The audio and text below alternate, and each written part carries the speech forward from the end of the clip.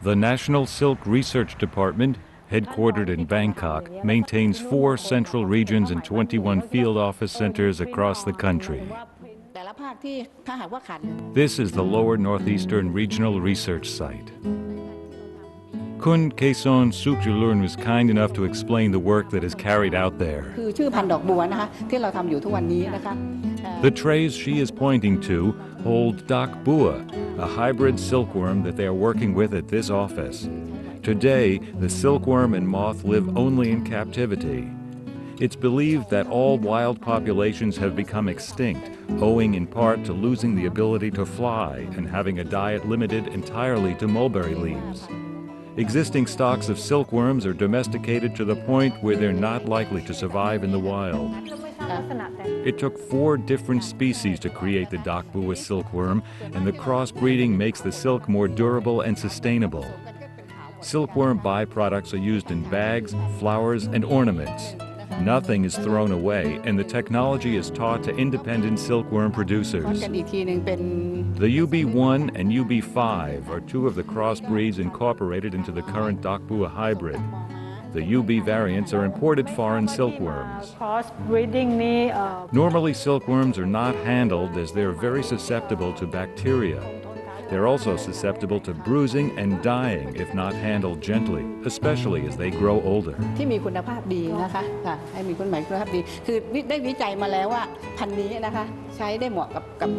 This white worm is a hybrid that is being developed and studied at this center.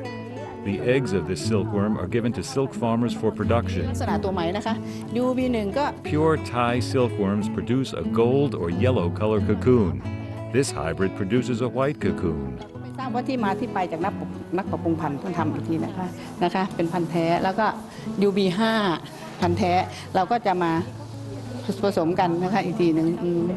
Starting out as an egg from the Bombyx mari moth, attached to the underside of a mulberry leaf, silkworms go through 4 molts or instars before cocooning in 25 to 28 days.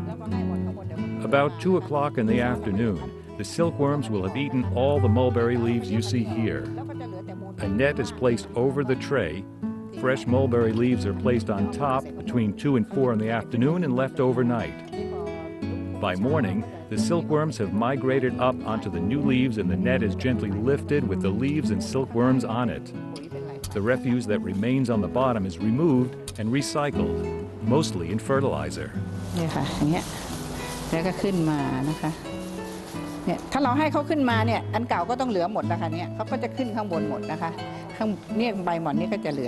When the silkworms are ready to cocoon, they will double in size and can grow to 3 inches in length. They are then picked out of the leaves and placed on a cocoon mesh. The worms will anchor themselves to the mesh and spin their cocoon inside one of the holes in the mesh. These silkworms are placed here for illustration only and are not yet ready to cocoon. Perhaps that's why they look a bit bewildered here. The yellow cocoons shown here are from purebred Thai silkworms. The white cocoons are from hybrid silkworms. Just for this particular cocoon, okay, would give you this around 700 or 800 meters of silk. เพราะในอันนี้ที่จะเป็นอันนี้นะคะมันเป็นอันนี้ผสมกับอันนี้นะคะเนี่ยค่ะมันผสมกับพันธุ์แท้เนี่ยค่ะ This one is a mix between those 2 breeds. Give you this one. มันเป็นไทยปรับปรุงแล้วนะคะเนี่ยมันเป็นไทยลูกผสม This size will give you around over 1,000 meters of silk. ต่างประเทศแล้วนะคะ This cocoon is pure Thai breed. It's a smaller size. This one only give 300 meters long. This is purebred Thai. Okay, this is mix between this purebred and this one, the white one. This round cocoon like this is Chinese silk. This one, the one that look like peanuts, this is Japanese.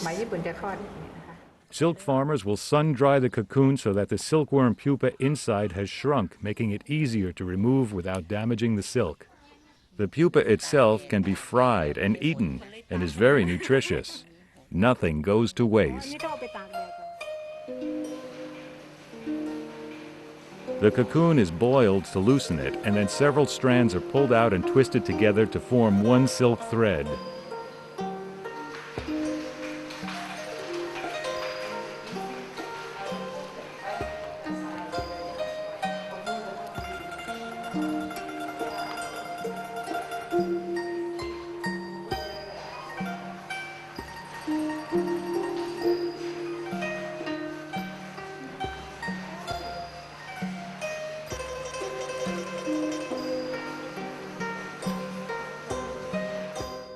ยังไม่ได้ฟอก That's the is raw silk that just came from the boiling of the silk, and then they pull to thread and roll like this. Kun Kaesun of Kaesun Mai Tai Company shows raw silk. Yeah. เพราะมันจะมีกาวธรรมชาติอยู่ในตัว They also have some type of natural glue of the silk itself.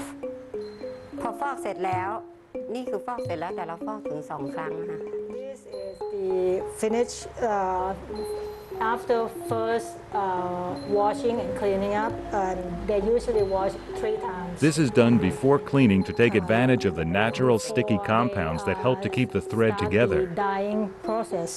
This is after they dye to each color. These are plain colors, and then they roll into rolls before they อัน weave. นี้เราก็กอด้วยมือนะ Okay, this is also hand rolled. The gold color is the natural color of purebred Thai นี้ silkworms. เป็น And this one, they ลายออกมา tie each one according to the pattern that they created before they dye. This one is the preparation stage before they tie into pattern like this. This one, the second stage preparation. เขาเรียกเลนมีอันนี้มัดหมี่ อันนี้เรียกอะไรนะฮะ เลนมี Lin mi. This one they call lin แล้ว mi. เลนแล้วนะคะ This one they call mud mi. อ่ะเตรียมแล้วมาผูกลายเขาเรียกมัดหมี่ This one when they tie up according to the pattern that they created, they call mud mi. ค่ะเป็นอย่างเนี้ย Okay, this one, the process after this, which is like they dye this one to a color that they want, and they untie the string that they tie. This part is the part that the string were there before the dyeing process.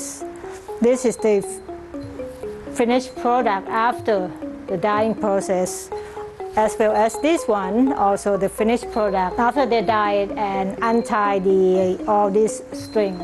เราจะย้อมสีอะไรก็ได้ And you can dye any color. And after they dye this, okay, they also put it into roll like this before they actually weave into pieces. This particular instrument called lak mat mi. Okay, and what she doing is she use the plain color, plain thread, and then she tie the เตรียม string ไว้ผูกลาย according to the pattern that they create before they dye the colors on it. All these are patterns that they created.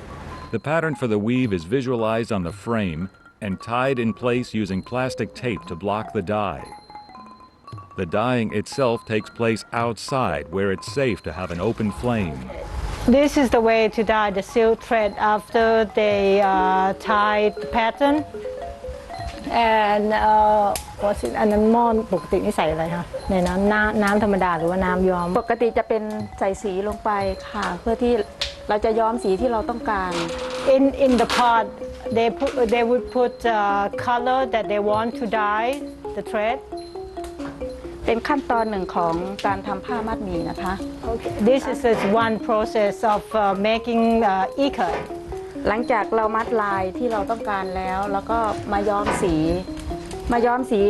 ส่วนที่เรามัดไว้นี่สีจะไม่เข้า สีจะไม่ซึมเข้านะคะ จะเป็นสีเดิมที่เรามัดลายไว้ After they tie this part as the pattern that they want, they would dip this in the pot in the pot will be the color that they want, and the color won't go in the part that they tie.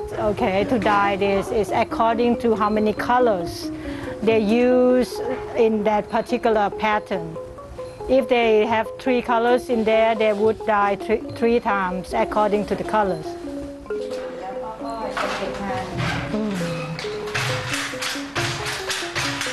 The silk used on the heddle beam of a loom is recovered by spinning it onto a small ack.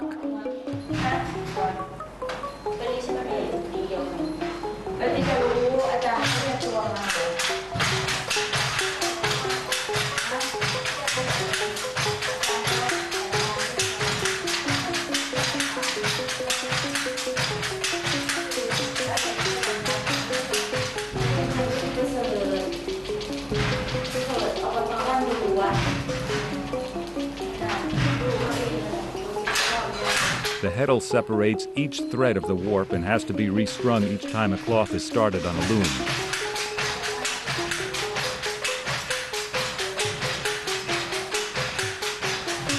So after they finish dyeing the thread, they put the big thread into this machine, okay, and pull each string right here and roll them up. Twisted into a bundle when dyed, the silk thread is opened up after drying to be wound onto a large spindle to stretch and straighten the thread. From there, the thread is wound onto a smaller spindle that is easy to move around and store. This one is a finished process of this. Threads from these smaller spindles are then wound onto bobbins, trayed, and given to weavers. Okay, we call up. อันนี้เรียกระวิง This one called rawing. They take the thread from this part, okay, and spin to small roll like this. This is the last process of making ikat. Okay, it's a weaving process. After they dye the thread to the color of pattern that they want, now is they're gonna weave that into cloth.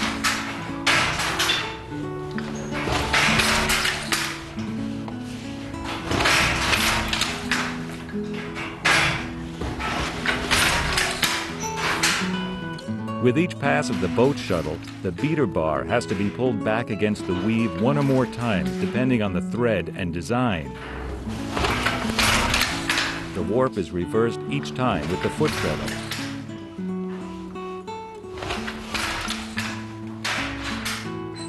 อันนี้ต้องจับเส้นไหมทุกครั้ง ค่ะ เพื่อให้ลายมันตรงกัน ไม่อย่างนั้นมันก็จะเลื่อนมันไม่เป็นลายค่ะ They also have to pull the thread at each end in order to make the pattern straight.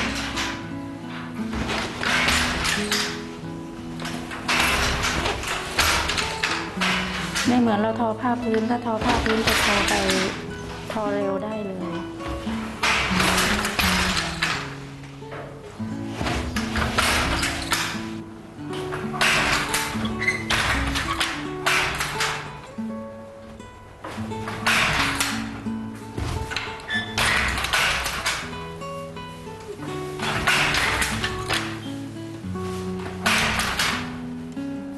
For a basic 2-warp weave like these, weavers will produce on average about 2 feet of silk cloth per day.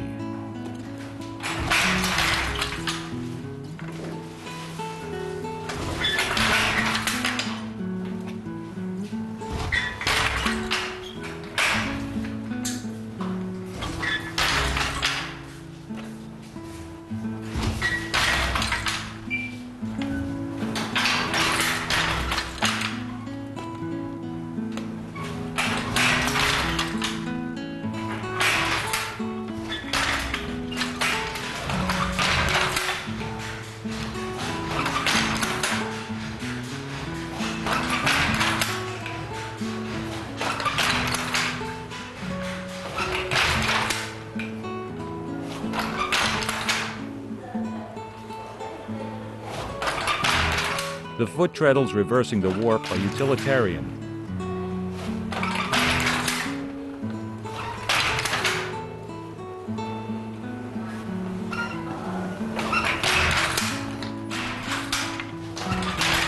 The benches are utilitarian too, designed to move with the weaver for minimum discomfort over a long period of time.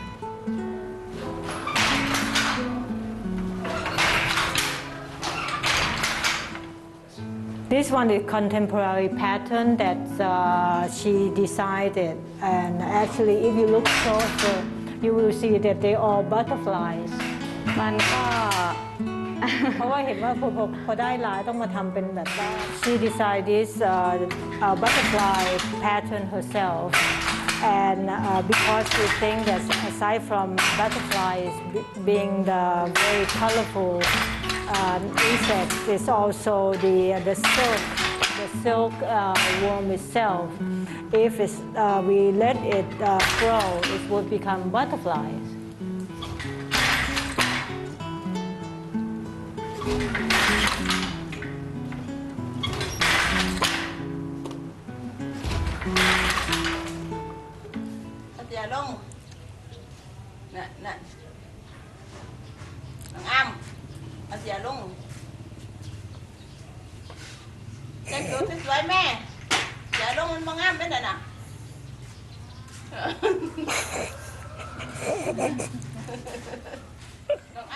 An agrarian society, Thai villages frequently revolve around farms growing rice and vegetables, as well as other products.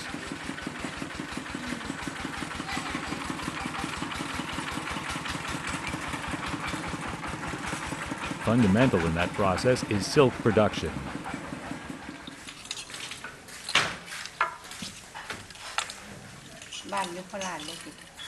Village weavers produce, on handmade looms, some of the most complex weave designs made anywhere.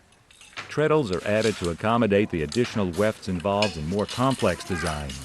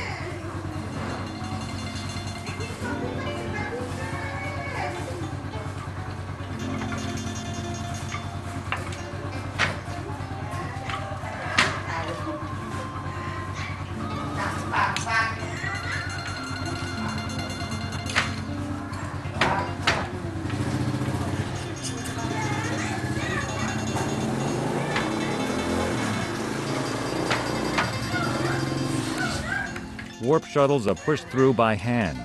Often more than one shuttle is used at once in very complex designs.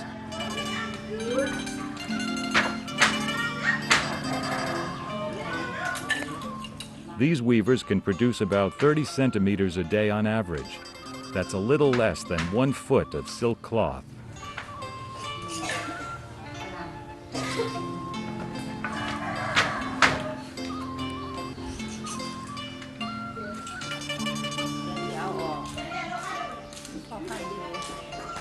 Complex, raised designs like these require planning and a skilled weaver to execute.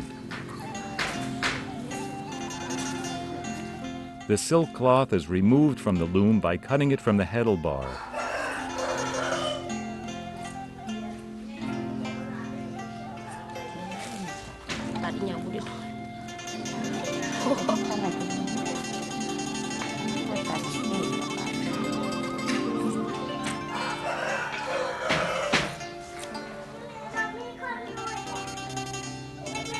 The ends are separated by hand, dampened slightly, rolled together and tied to hold the weave in place.